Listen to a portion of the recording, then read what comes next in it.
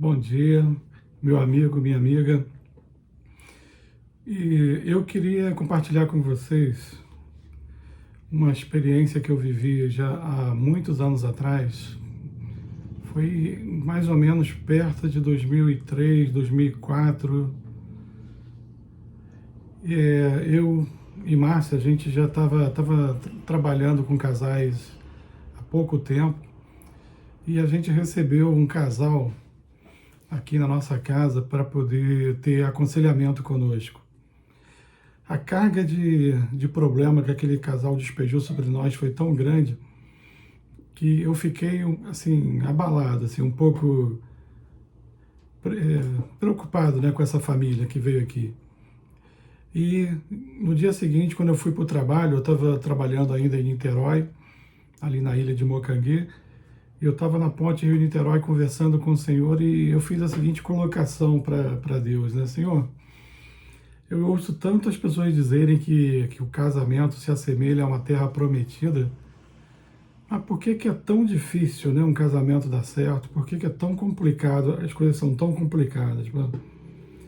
E na mesma hora veio à minha mente a lembrança do texto de Êxodo 3:8 que eu vou ler para você agora, que diz assim: Portanto, desci para livrá-lo da mão dos egípcios e para fazê-lo subir daquela terra a uma terra boa e larga, a uma terra que mana leite e mel, ao lugar do cananeu, do Eteu, do Amorreu, do Perizeu, do Eveu e do Jebuseu. Ou seja, esse texto está se referindo justamente à terra prometida, né?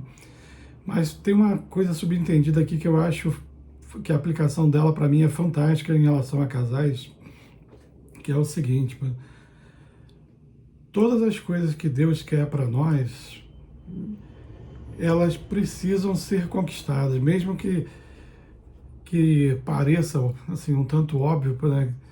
Que Deus quer que você viva bem no seu casamento, eu não tenho dúvida, mas uma coisa que você precisa entender, que tanto o teu relacionamento com teus filhos, o teu casamento, seja o que for, até mesmo a tua vida profissional, você precisa conquistar. Não é algo que você recebe de graça, né? Para você ter um bom casamento, você precisa lutar por ele. Você precisa vencer os inimigos que estão naquela terra que você precisa conquistar. E alguns inimigos, eles são externos. Externos ao casamento, por exemplo, ao casal. Interferência familiar. Ela normalmente, a interferência familiar é muito bem-vinda, mas ela pode também ser um grande transtorno. Existem outras questões, como problemas de saúde, existem problemas como desemprego, né, problemas financeiros e por aí vai. Mas eu quero me deter hoje, mais especificamente, nos inimigos internos que nós precisamos vencer. Existe uma série de inimigos que a gente precisa lutar contra eles e abrir a coisa desse jeito fica muito amplo. Então eu vou me deter especificamente nos inimigos que eu e Márcia tivemos que vencer para poder restaurar o nosso casamento. É lógico que eu não vou abranger todos os problemas que existem, mas eu queria me deter nesses, né? E antes que alguém levante falso testemunho a meu respeito, quero dizer que eu não estou com a camisa do Flamengo, tá? Eu não mudei de time, pois isso aqui é uma camisa da NFL, do San Francisco 49ers. Então, para deixar isso aí bem claro, para você não ter nenhum tipo de impedimento em relação à mensagem, tá bom? Então, brincadeiras à parte, vamos voltar aqui para o texto. E dentre esses inimigos internos, né, que nós temos dentro de nós mesmos, assim, que precisam ser vencidos, eu e Márcia, um deles que nós tivemos que lutar foi uma coisa que a gente brinca chamado Síndrome de Gabriela. O que vem a ser isso? Eu acredito que a maioria conhece esse termo, mas para quem não conhece, Gabriela era uma personagem de uma novela do passado que tinha uma música associada a esse personagem que dizia assim, né? Eu nasci assim, vou morrer assim, você sempre assim, Gabriela. Essa era a tônica da música, né? E muita gente se agarra nessa questão de, eu nasci assim, eu vou ser sempre assim, eu vivi, eu não recebi amor, então eu não tenho como dar amor, eu não tive carinho, então eu não sei ser carinhoso, não sou carinhosa e não serei. Pô. Então, esse é um ponto ao qual a gente precisa realmente lutar contra ele. Pô. Muita gente diz assim, olha, eu não recebi tal coisa, então eu não posso dar uma coisa que eu não recebi. Isso não deixa de ser uma verdade, mas ela não precisa ser uma verdade para sempre. Tá? Eu creio, a minha experiência, e a da Márcia mostra isso, que a gente precisa lutar contra essas questões dentro de nós. A partir do momento que você tem o entendimento de que aquilo está te prejudicando, que aquilo está fazendo falta na tua relação com o teu cônjuge ou com teus filhos, você precisa lutar contra isso. Não é o fato de eu não ter recebido que somente significa que eu não possa mudar ou que eu não possa aprender, né? Uma coisa que a gente aprende quando estuda mais detalhadamente sobre a questão do amor é isso, que o amor ele pode ser aprendido. Na medida que você praticar o amor, você passa a amar. Então não é uma coisa que você não possa desenvolver. Um exemplo assim da minha vida particular que eu posso exemplificar para vocês, o fato, por exemplo, eu tive um pai que tinha muitas qualidades, mas um defeito que ele tinha que marcou muito a minha vida e a vida do meu irmão foi o fato dele não querer, tipo assim, não querer ser carinhoso comigo nem com meu irmão. Ele era um pai muito ausente nos primeiros anos da nossa vida. Então, isso marcou profundamente a minha vida. Não posso responder pelo meu irmão, né? Mas a minha vida marcou. O primeiro beijo que meu pai deu no meu rosto, eu tinha 15 anos de idade. Eu lembro o dia, o local, assim, o momento por que isso aconteceu. Né? E quando meu filho nasceu, isso fica tão entranhado na gente, mesmo a gente tendo o entendimento de que isso é errado, né? Quando meu filho nasceu, quando me deram ele para segurar, eu tive medo de beijá-lo.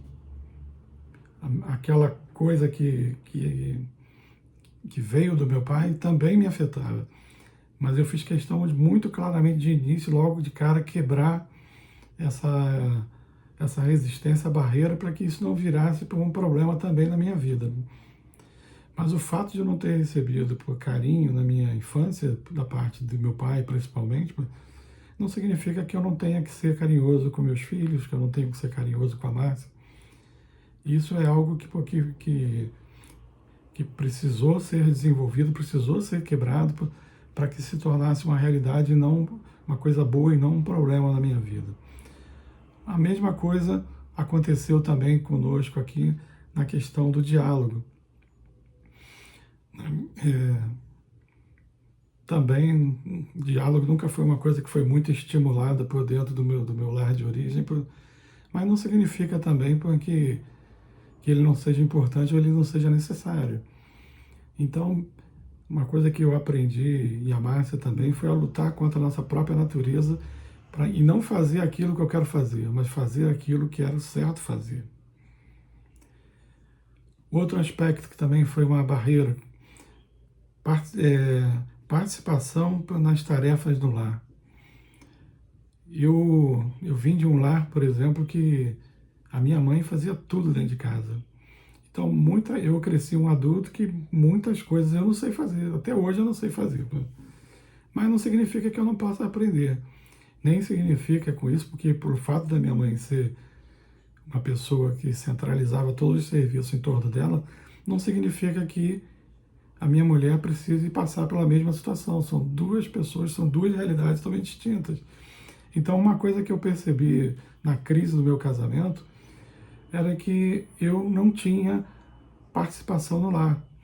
E eu me agarrava, por exemplo, ao fato de eu ser o provedor principal da casa, eu ganhar 5 vezes mais que a Márcia, pelo fato de ter o meu dia todo ocupado, eu saía de casa, eu saía para trabalhar entre 6 e 7 horas da manhã, voltava às 8 da noite.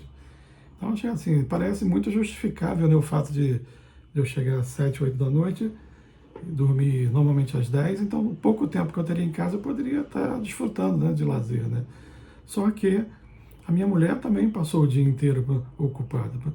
Então, se a gente quisesse ter uma vida realmente a dois, quisesse ter uma vida de qualidade juntos, a gente precisaria aprender a trabalhar juntos, para que sobrasse algum tempo de qualidade para que a gente pudesse aproveitar juntos. Então foi uma coisa que eu precisei aprender.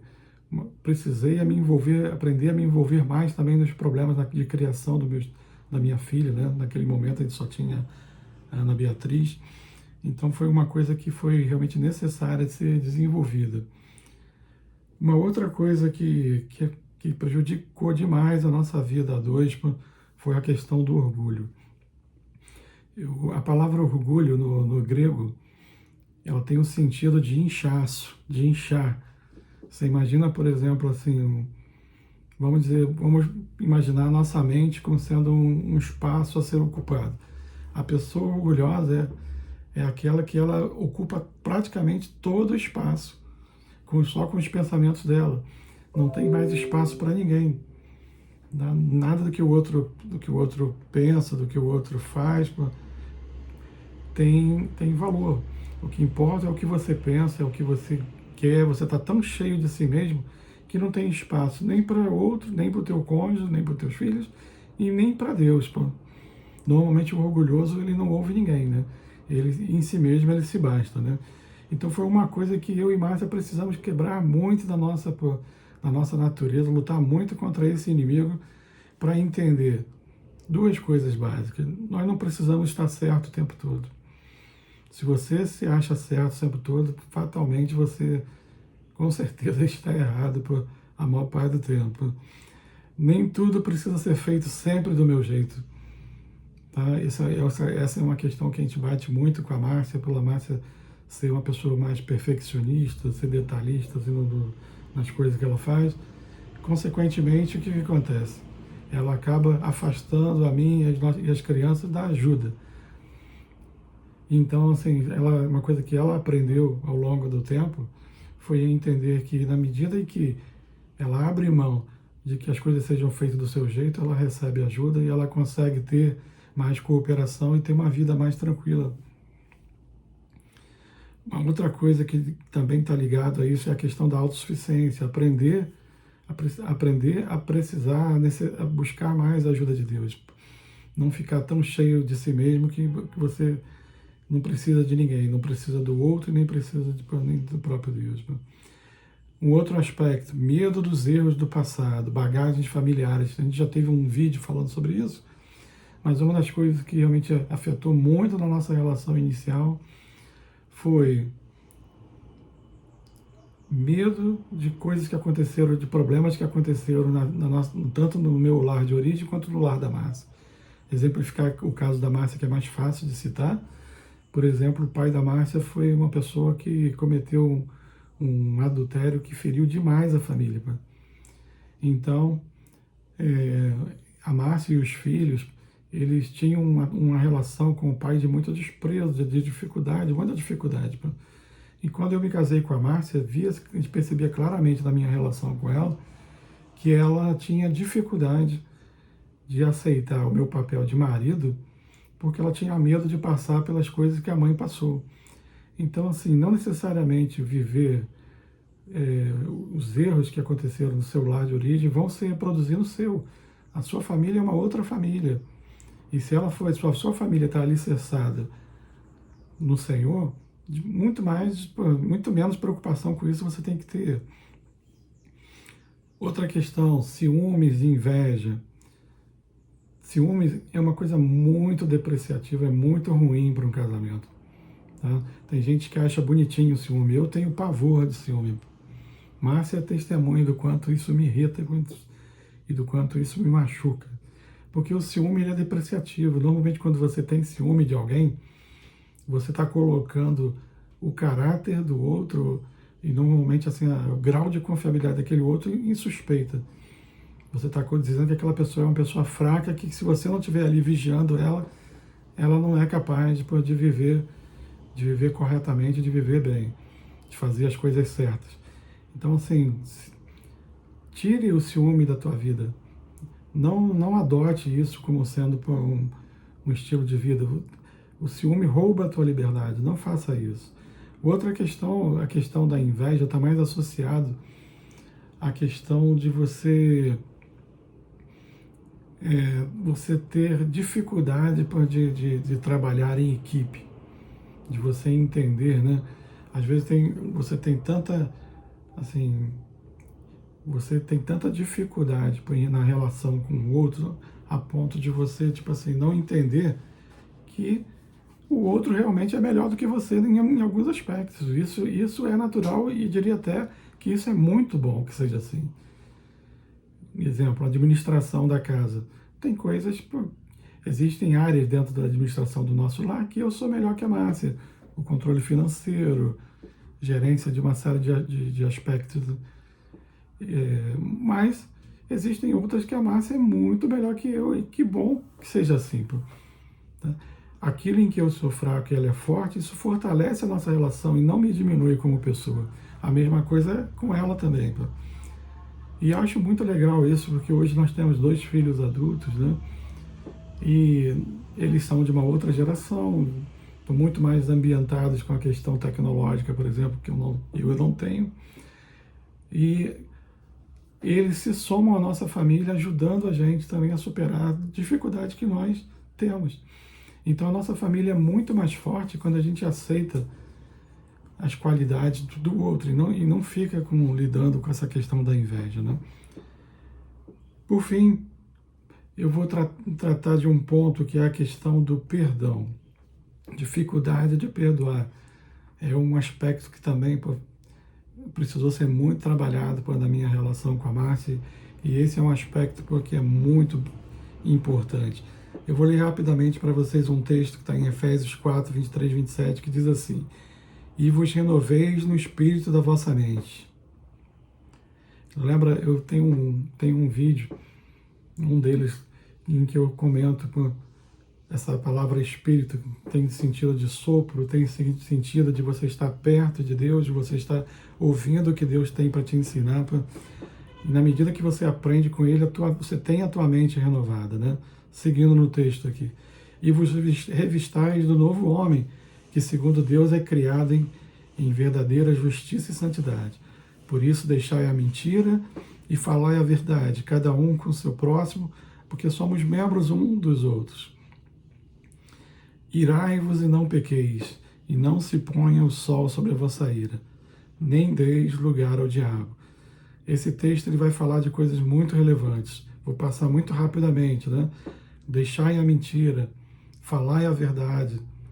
E falar a verdade, não trabalhar com a mentira, te traz uma confiança e uma paz para a tua relação que não tem preço. Irai-vos e não pequeis. Não há problema em você se indignar com determinadas coisas, mesmo dentro do teu casamento. Mas isso não é justificativa para você passar dos limites, para você pecar. E mais, não se põe o sol sobre a vossa ira. Apesar de você ter ficado indignado, de você ter buscado por a correção daquilo que você considera errado no casamento, isso não pode se estender por muito tempo. Você precisa realmente passar para resolver essa questão o mais rápido possível, para isso não se prolongar. E o principal, não deis lugar ao diabo. Não dá o lugar, essa palavra lugar, o pastor Hernandes Dias Lopes fez um comentário que eu achei muito relevante. É uma palavra chamada topos, que dentro da aplicação desse versículo aqui tem a ver com o lugar de adoração. Quando ele fala assim, não deixe lugar ao diabo, ele quer mais ou menos dizer o seguinte: não permita que dentro do teu coração haja um espaço do qual Deus não seja o Senhor. Não permita que dentro do teu coração haja um espaço em que ele seja dominado pelo diabo. Que o diabo seja um local de adoração, um altar que você está erguendo não para Deus, mas sim para o diabo. Não permita que, quando você deixa de perdoar, quando você guarda rancor permanentemente, você está, na verdade, abrindo uma lacuna, um espaço para que o diabo possa fazer uma lenha na tua vida. Então, não permita que isso aconteça. Em Provérbios 4, 23, diz o seguinte: sobre tudo o que se deve guardar, guarda o teu coração, porque dele procedem as fontes da vida. Tudo que você faz, em algum momento, passa pela tua mente e ficou guardado no teu coração. Então, se você quer ter que coisas boas saiam da sua boca, que coisas boas sejam praticadas por dentro da tua relação, guarda o teu coração. Guarda que o teu coração, preserva o teu coração de coisas ruins, do que você vê, de conversas ruins, de conselhos ruins, para que as fontes que procedem da tua boca, da tua vida, possam ser coisas boas que edifiquem e abençoem o teu lar e as pessoas próximas de você. Tá? Deus abençoe a tua vida, fiquem com Deus e até a próxima.